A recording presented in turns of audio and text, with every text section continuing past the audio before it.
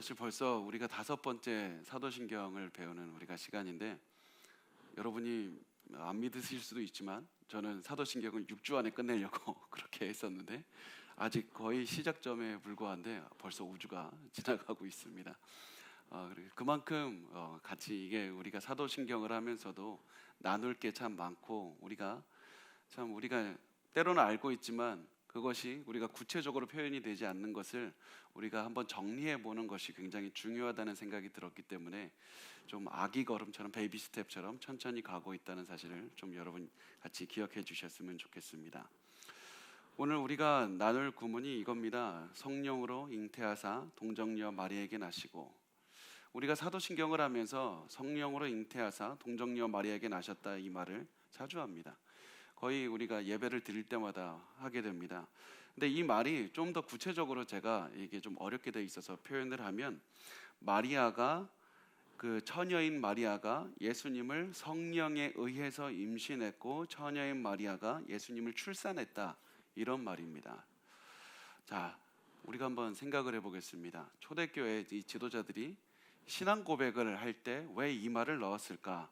왜 굳이, 다른 표현 방법도 많았는데 왜 이렇게 표현을 했을까? 한번 생각을 해보겠습니다.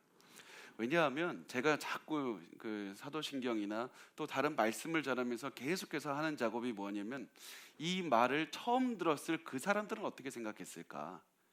이스라엘 사람들은 어떻게 생각했을까? 데살로니가 전서 후서를 할 때는 그 교회 사람들이 어떻게 생각했을까? 자꾸 그 사람들의 시선으로 우선 먼저 이 말을 보는 겁니다.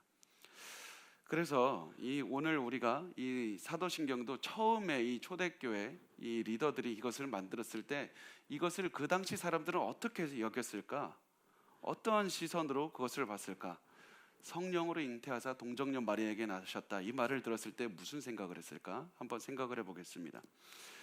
현재 21세기를 사는 우리는 성령으로 잉태하사 동정녀가 예수님을 출산했다, 이 말을 들었을 때 어떻게 생각하냐면, X 염색체와 Y 염색체, 아빠 엄마에게서 오는 그 염색체가 있지만 하나님께서는 여자의 몸을 통해서만 하시고 남자로서는 이 어떤 세포도 주지 않으셨다, 이런 식으로 우리가 생물학적으로 이렇게 생각을 합니다. 그런데 초대교회 사람들이 그것을 알았을까요? 초대교회 사람들이 남자와 여자의 어떤 아이를 낳을 때 생물학적인 그런 것에 대해서는 몰랐습니다. 그렇다면 초대교회 그 사람들의 시각은 어떻게 했느냐? 이 아이를 낳는 것을 어떻게 봤냐면, 남자와 마치 임신을 어떻게 생각했냐면 밭에다가 씨를 뿌리는 것으로 이렇게 생각을 했습니다. 그래서 남자가 안에 이제 있는 씨가 여자의 몸 안에 있는 밭에 이렇게 심긴다고 생각을 했던 겁니다. 그래서 여자의 몸은 남자의 그 씨를 받는 영양분을 제공하는 땅의 역할을 한다, 이렇게 생각을 했습니다. 자, 이런 시각으로 한번 바라보는 겁니다. 이 하나님께서 성령으로 마리아가 잉태했고 아이를 출산했다, 이게 과연 무슨 말일까? 자, 보면 만약에 여기서 우리가 생물학적인 그런 걸로만 보면, 우리가 그 과거의 초대교회 사람들, 초기 기독교인들의 시각을 우리가 잘 중요한 것들을 놓치게 되기 때문에 계속해서 우리가 초대교회 그 사람들의 시각으로 한번 보겠습니다. 성령으로 잉태하사 동정녀 마리아에게 나시고는 정말 중요한 두 가지를 전달을 하고 있습니다. 첫 번째가 뭐냐면, 예수님은 신이다. 두 번째, 예수님은 인간이었다. 이 두 가지입니다. 예수님은 신이고 예수님은 인간이다. 이것을 전달하는 그 문장이 성령으로 잉태하사 동정녀 마리아에게 나셨다, 이것을 말씀을 하고 있습니다. 제가 한 가지씩 천천히 설명을 해보겠습니다. 우선 예수님은 신이다라는 것을 말씀을 해보겠습니다.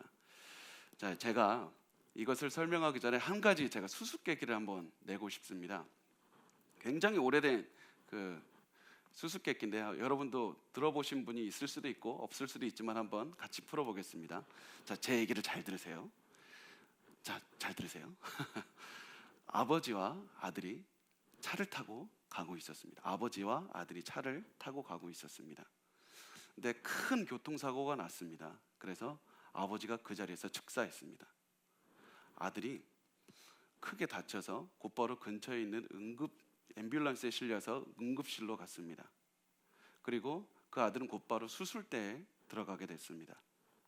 그리고 그 수술을 하기 위해서 한 의사가 들어왔습니다. 그 의사가 그 수술대에 누워 있는 아들을 보면서 이렇게 얘기했습니다. 나는 이 수술을 할 수가 없습니다. 이 소녀는 내 아들입니다. 과연 어떻게 된 걸까요? 이해가 가시죠? 아버지와 아들이 교통사고로 인해서 아버지가 죽었고 아들이 앰뷸런스에 실려서 응급실에 가서 수술대에 누웠는데 의사가 들어오자마자 이 아이는 내 아들이기 때문에 내가 수술을 못 하겠습니다. 이렇게 얘기를 했습니다. 어떻게 된 걸까요? 마스크를 끼고 있어서 여러분이 어떤 표정인지 그냥 뭐 빨리 얘기하라는 표정인지 모르겠다는 건지 생각을 하고 있는지 잘 모르겠지만 보통 이 얘기를 들으면 이렇게 얘기를 합니다.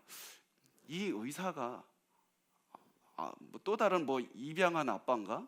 아니면 아빠가 뭐 이상한 관계를 맺고 있나? 이게 도대체 뭔가 이게 뭔가 그러는데 답은 굉장히 간단한 문제입니다. 의사가 여자입니다. 의사가 엄마인 겁니다. 그러니까 엄마가 의사였고 아빠가 그렇게 됐던 거죠. 우리가 많은 제가 이게 서양에서도 그렇고 미국에서도 그렇고 한국에서도 그렇고 이 질문을 들었을 때 굉장히 이 질문을 어려워하는 이유가 뭐냐면 의사는 남자다라는 생각이 기본적으로 있기 때문입니다. 의사는 남자다. 이거를 통해서 우리가 작은 수수께끼지만 우리가 얼마나 편견을 가지고 세상을 보는지 그게 그대로 드러납니다. 제가 이것을 말씀드린 이유가 뭐냐면 우리가 성경을 볼 때도 이 편견을 가지고 성경을 보기 때문입니다. 하나님은 모든 성경을 다 남자를 통해서 다 이루셨고 남자가 가장 중요한 사람이고 항상 하나님께서 남자만 중요하게 여기셔서 남자를 통해서 약속을 이루시고 남자를 통해서 다 하셨다. 우리가 그런 식으로 성경을 보고 있습니다. 그렇지만 절대 그렇지 않습니다. 하나님은 남자도 중요하지만 여자도 굉장히 중요하게 보셨습니다. 하나님의 계획에서 여자는 절대로 빠질 수가 없는 존재입니다. 그게 어디서 드러나냐면 우리는 하나님께서 아브라함을 선택하셨을 때 하나님께서 아브라함만 선택했다고 생각합니다. 그런데 하나님께서는 아브라함만 뿐만 아니라 사라도 같이 선택하셨습니다.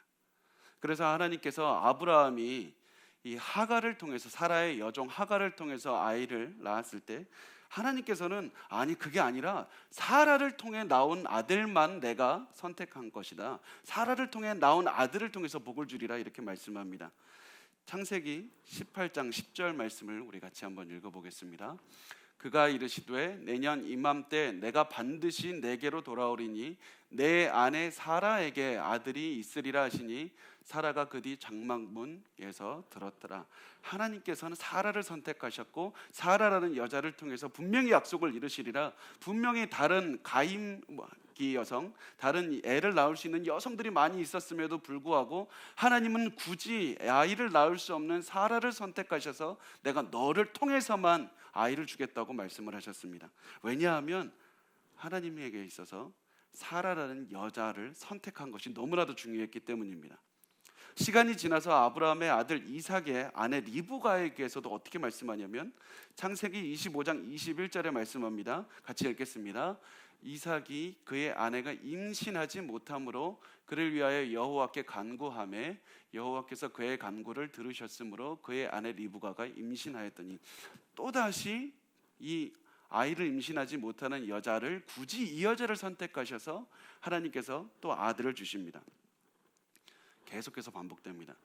야곱에게도 라헬이라는 아내가 있는데 레아에게 자식을 많이 주셨습니다. 그런데 굳이 라헬을 통해서 불임인 라헬을 통해서 아이를 낳으십니다. 그래서 창세기 30장 22절을 보시면 하나님께서 라헬의 소원을 들으시고 그 태를 여셨다.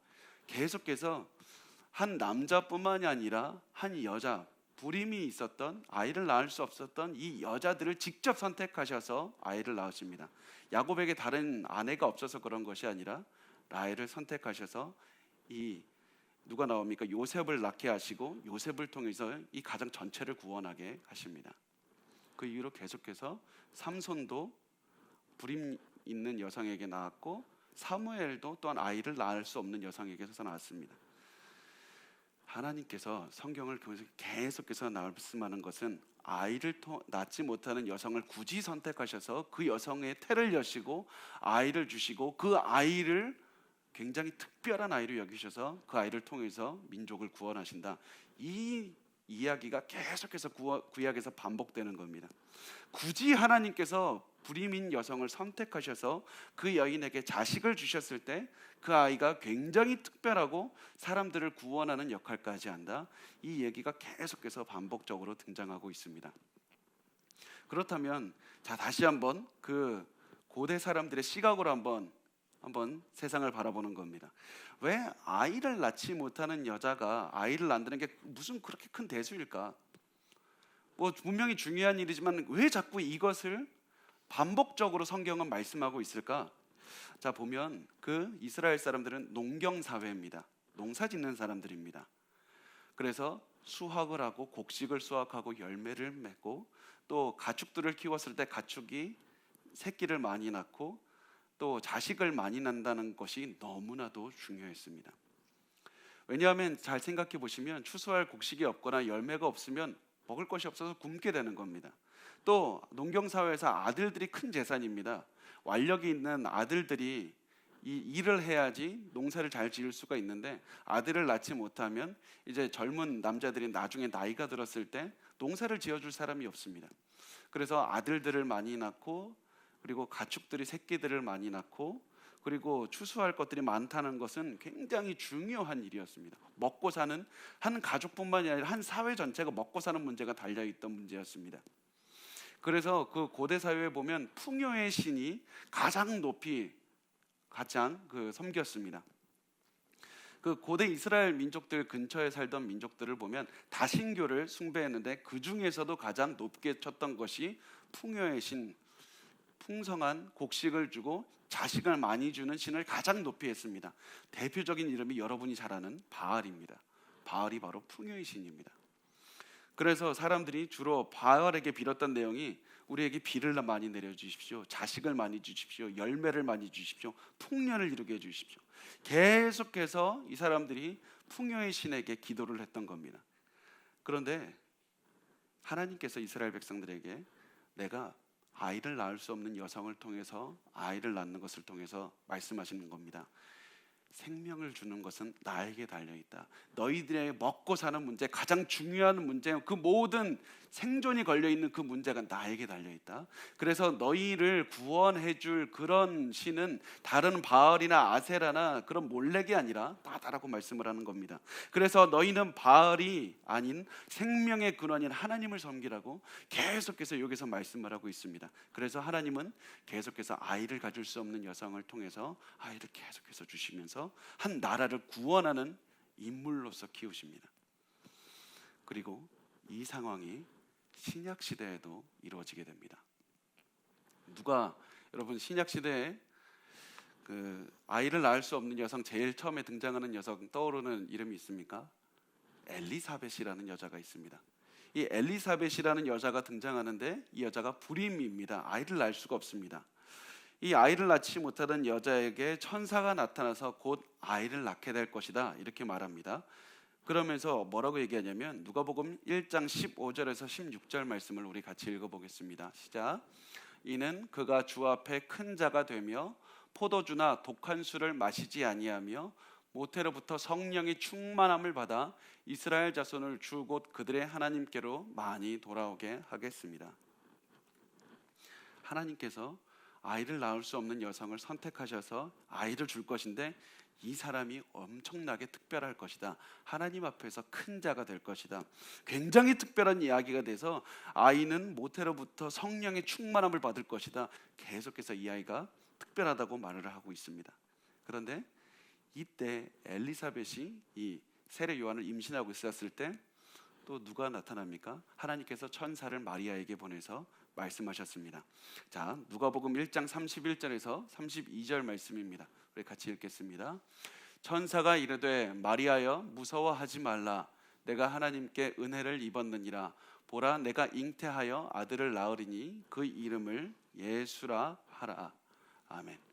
자, 보면 마리아가 임신을 할 겁니다. 자, 마리아가 임신을 할 것이고 아들을 낳을 겁니다. 그런데 지금까지 있었던 것과 마리아는 케이스가 좀 다릅니다.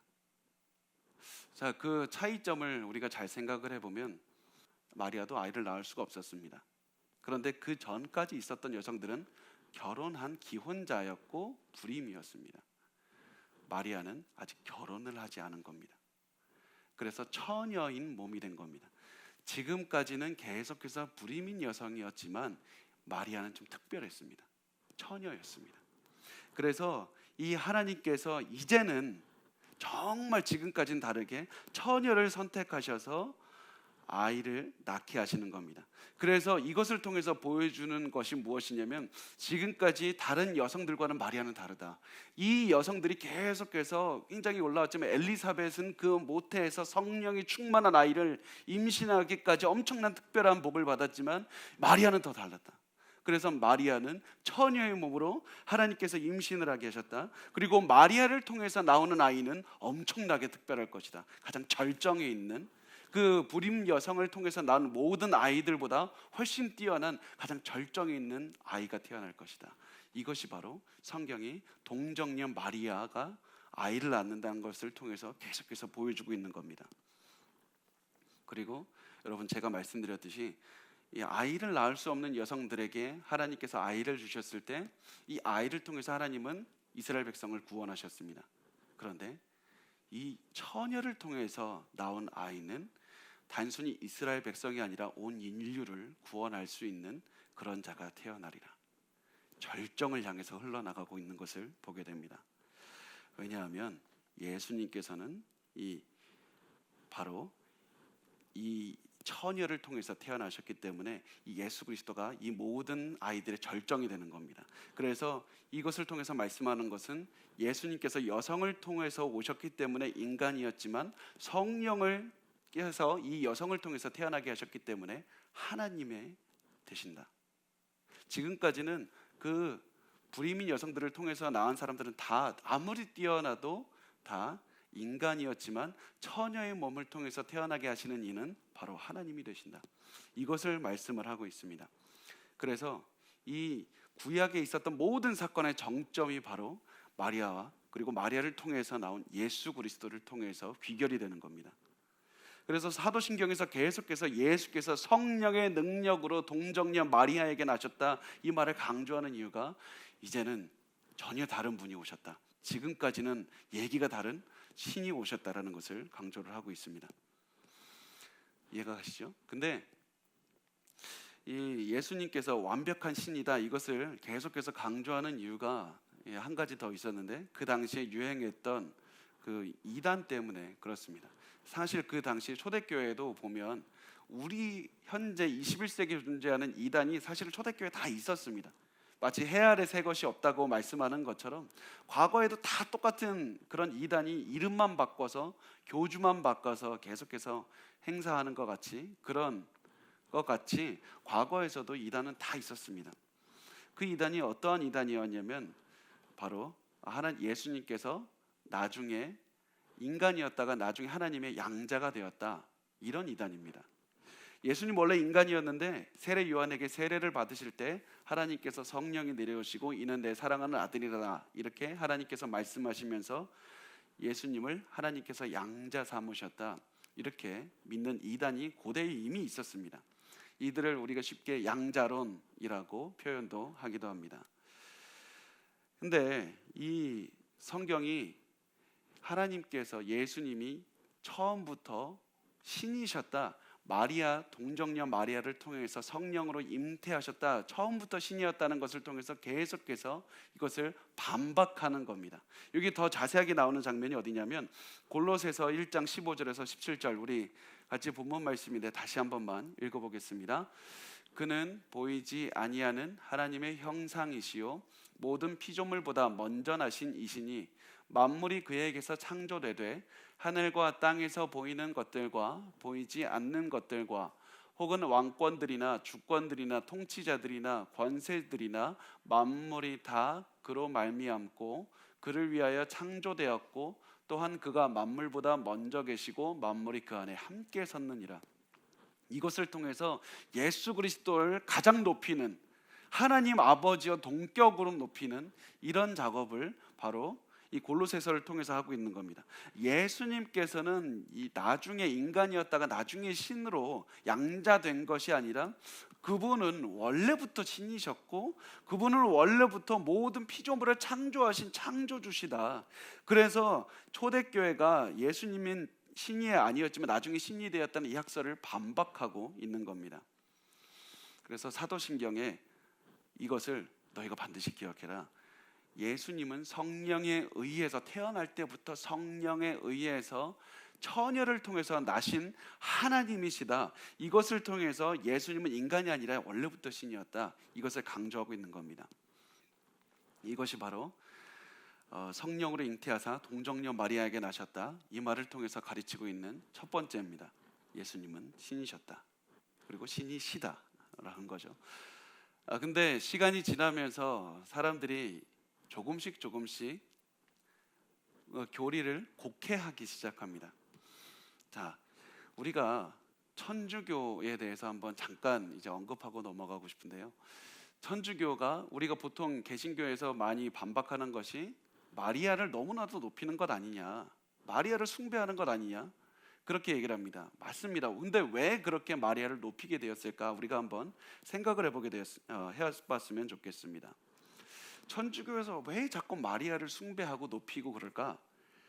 자, 보면 이것도 자기들 나름대로의 논리적인 생각이 있습니다. 이 성스러운 예수님을 탄생하고 그 임신하기 위해서는 그 예수님이 몸에 지니고 있는데 이 마리아는 최소한 좀 성스러워야 되는 것 아닙니까? 아니, 예수님이라는 그 엄청난 하나님을 품고 있는데 그 사람은 최소한 성스러워야 되는 것 아닙니까? 그래서 예수님을 임신하고 출산하기 위해서는 마리아도 성스러워야 된다. 이 생각을 가지고 있게 되는 겁니다. 성경에 나오지 않았어도 그렇게 돼야 되는 것 아니냐. 그런데 마리아가 성스럽게 되기 위해서는 성스럽다, 거룩하고 완벽하기 위해서는 어떻게 됩니까? 태어날 때부터 성스러워야 되는 겁니다. 그래서 마리아는 태어날 때부터 죄 없이 태어났다. 그러다가 죽을 때까지 죄를 안 짓고 살았다. 이게 마리아에 대한 그런 교리를 계속해서 발전되게 됩니다. 태어날 때부터 죄 없이 출생했고 죄 없이 살다가 죄 없이 죽어서 죄 없이 천국에 갔다. 이것이 마리아에 대한 교리고, 그리고 그러면서 등장한 것이 어떤 것이 등장하냐면 마리아는 평생 동정녀였다, 마리아는 평생 처녀였다, 이런 교리까지 등장하게 됩니다. 왜 그러냐면 잘 보시면 천주교에서는 마리아는 평생 남편과 잠자리를 하지 않았다. 왜 그렇게 생각하냐면 성관계를 통해서 사람이 더러워지고 거룩하지 않게 된다, 이렇게 생각을 하기 때문입니다. 그래서 마리아는 잠자리를 하지 않았으니 성스럽고 깨끗하다. 그러므로 아들이나 딸을 살면서 한 명도 낳아본 적이 없다. 이런 주장으로 계속하게 됩니다. 처음에 시작은 마리아가 성스러워야 된다, 여기서 시작하는데 논리적으로 계속해서 이런 잘못된 교리로 계속해서 퍼져나가는 겁니다. 그래서 결국에서는 마리아가 성스럽다는 것을 강조하게 되니까 나중에 어떻게 되냐면 예수님 높이까지 높아지게 됩니다. 그래서 천주교에서는 요즘에 이렇게까지 가르칩니다. 예수님과 함께 마리아가 인류를 구원하는 공동 구속자다, 공동 구세주다, 이런 칭호를 마리아에게까지 주게 되는 겁니다. 하나님께서는 예수님을 마리아를 통해서 낳게 하셨을 때 마리아가 대단한 여자라서 무슨 죄가 없어서 그래서 했던 것이 아니라 하나님께서 그냥 은혜가 많으셨기 때문에, 불쌍하게 보셨기 때문에 마리아를 사용하신 것밖에 없었습니다. 하나님께서는 일개 죄인인 마리아를 사용하셔서 너무나도 은혜롭게 하나님을 임신하게 하시고 낳게 하셨던 겁니다. 또 성경을 보면 마리아가 예수님을 낳은 다음에 다른 자식들을 많이 낳았다, 이렇게 말씀을 하고 있습니다. 그리고 또 마리아도 보면 처음에는 예수님을 의심하고 예수님에 대해서 그렇게 믿지 않았던 걸로 보입니다. 마가복음 3장 21절 말씀을 보면 이렇게 말씀합니다. 우리 같이 읽겠습니다. 예수의 친족들이 듣고 그를 붙들러 나오니 이는 그가 미쳤다 하밀러라. 여기에 마리아도 같이 들어있던 걸로 많은 학자들이 보고 있습니다. 마리아도 보기에 너가 미쳤니? 너가 하나님의 아들이라고 생각하니? 이렇게 얘기를 했던 것으로 보입니다. 마리아가 처음부터 예수님에 대한 믿음이 좋았던 것이 아니라 나중에 시간이 지나서 예수님을 믿게 되었던 것입니다. 하나님은 마리아가 처음부터 대단한 사람도 아니었고, 그리고 사람들이 마리아를 숭배하기를 원하지도 않으셨습니다. 하나님께서 마리아를 통해서 예수님을 낳으신 이유는 하나님께서 은혜로우셨던 그런 것이었습니다. 마리아도 용서받은 죄인일 뿐입니다. 그래서 우리가 알 수 있는 것은 하나님께서는 이 대단한 사람들을 사용하시는 것이 아니라 은혜로운 하나님께서는 죄인들을 사용하셔서 하나님의 구원 계획을 사용하신다. 너무나도 자비로운 분이다. 하나님께서 은혜가 많으신 분이라는 것을 우리가 알 수가 있습니다. 그래서 우리가 성령에 의해서 동정녀 마리아를 통해서 나셨다. 이걸 통해서 마리아를 볼 것이 아니라 하나님을 보라. 이것을 우리가 깨달을 수 있는 겁니다. 자, 두 번째, 우리가 성령에 의해서 동정녀 마리아를 통해서 예수께서 오셨다는 그 말을 통해서 우리가 또 다시 한 가지 알 수 있는 것은 예수님께서 인간이라는 사실입니다. 예수 그리스도께서 성령으로 말미암아 동정녀 마리아에게 나셨다는 사실이 무엇을 말씀하냐면 예수님이 인간이라는 사실을 또한 강조하는 겁니다. 잘 보십시오.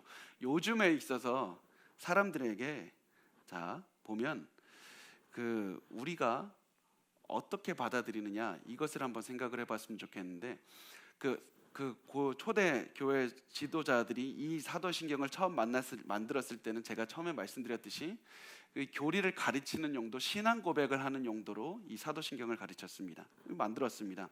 근데 초대교회에서 당시 유행했던 가장 큰 이단에 대항하기 위해서 신앙 고백을 만들었는데, 이 당시 제가 처음 시간부터 계속해서 말씀드리는 이단 이름 혹시 기억하십니까? 마르키오노 아니면 마르시온이라는 이단이 계속해서 나옵니다. 이 이단이 무엇이냐면 영은 선하고 육은 악하다, 이 말씀을 드렸죠. 영은 선하고 육은 악하다. 그런데 제가 마르시온이라고 말씀을 계속 드리고 있지만 조금 어렵게 한번 가보겠습니다. 어렵지 않아요. 어떤 거냐면 마르시온이라고 제가 말씀드리고 있지만 조금 더 정확하게 말하면 이것을 신학적인 용어 한 가지만 말씀을 드리려고 합니다. 가현설이라고 합니다. 가현설. 한자 한번 보여주시겠어요? 가현설이라는 한자가 있는데 이게 어떤 거냐면 가짜가 거짓이다, 가짜다, 나타났다, 거짓으로 나타났다, 이런 가현설이라는 것을 이 이단이 있었습니다. 제가 처음에 말씀드린 거 다시 한번 정리해 보겠습니다. 이제 내려주세요. 저도 한자를 잘 모르는데 공부하면서 나오는 겁니다. 예수님께서 그러니까 가짜로 나타났다, 쉽게 얘기하면 이겁니다. 왜 이렇게 하냐면 당시 제가 처음에 말씀드렸듯이 영은 선하고 육은 악하기 때문에 예수님은 선하시고 그러기 때문에 악한 육을 가지셨을 리가 없다. 그러면 예수님이 육을 가지셨을 리가 없으니까 어떻게 그러면 제자들이 본 게 뭐냐? 환상이다. 그렇게 육이 있는 것처럼 드러났을 뿐이다. 몸처럼 보였을 뿐이다. 이런 이단이 탄생하게 된 겁니다. 왜 이렇게 됐을까? 요즘 시대 사람들은 예수님이 사람이었다는 것은 잘 믿지만 신이었다라는 것은 믿기 어려워합니다. 그죠? 요즘 우리 21세기 사는 사람들은 예수님이 사람이었다는 것은 믿기 쉬워하는데, 인간이었다는 건 믿기 쉬워하는데 신이었다는 것은 믿기 어려워합니다. 그런데 초대교회 시대에서는 예수님이 신이었다는 것은 내가 믿겠는데 인간인 것은 내가 못 믿겠다, 이런 사람들이 정말 많았습니다. 예수님 어떻게 인간일 수가 있느냐? 그 거룩하고 위대하신 하나님께서 어떻게 인간일 수가 있느냐? 인간의 그 더러운 육의 몸을 가질 수가 있느냐? 이것을 못 믿겠다 내가. 그러면서 어떻게 인간이라는 불경스러운 생각을 가질 수가 있느냐고 하면서 예수님은 성스럽기 때문에 도저히 불경한 인간의 몸에 들어가 있을 수가 없다, 그렇게 생각을 한 겁니다. 예수님이 여자의 몸에 있다가 출생했다는 것은 무엇을 얘기합니까? 몸이 있었다는 것을 나타내는 겁니다. 그래서 예수님이 육체가 도저히 있었을 리가 없다. 그래서 마리아에게서 태어난 것이 아니다. 성스러운 예수님은 성스럽지 못한 육체가 있을 수가 없다. 그래서 가현설을 믿는 사람, 이런 사람들은 예수님이 여자의 몸에서 태어났다는 사실 자체를 부인했습니다. 그럴 리가 없다. 그러면 예수님이 육체는 뭐냐? 예수님은 육체가 있는 것처럼 보였을 뿐이지 예수님 실제로 육체가 있었던 것은 아니다. 또 한 가지 이들이 받아들이기 어려웠던 게 뭐냐면, 일반 성도분들과 대화를 해봐도 이걸 굉장히 받아들이기 어려워합니다. 자, 보면, 자, 예수님이 여자의 몸에서 태어났다 치자, 아기로 태어났다 치자. 그러면 예수님이 태어나서 엄마 품에서 젖 먹고 응애야 하고 울어야 되고, 기저귀도 적셔야 되고, 엄마가 주는 밥 먹어야 되고, 기어다니고 옹알이 하면서 말도 못하는 그 시간이 있었다는 얘기냐? 어떻게 하나님이, 그 성스러운 예수님이 그런 시간이 있었다고 말을 할 수가 있느냐? 게다가 예수님께서, 그 위대하신 분이 나약한 죄 많은 인간들의 의지에서 살아가야 되는 어린 시절이 있었다는 거 어떻게 믿느냐? 많은 성도분들도 이걸 도저히 받아들이지 못합니다. 예수님께서 기저귀에다가 그렇게 신뢰를 했다는 것이 어떻게 그걸 내가 받아들일 수가 있니? 그 위대하신 분이. 그런데 여러분, 우리가 여기서 잠시 제가 짚고 넘어가면, 예수님도 태어났을 때 어떠한 아기들처럼 말을 하지 못했고, 옹알이도 하셨고, 울으셨고, 기저귀를 적셨고, 엄마 젖을 먹으면서 자라셨습니다. 그것이 예수님께서 완벽한 인간이었다라고 말할 때 우리가 다 내포하는 내용입니다.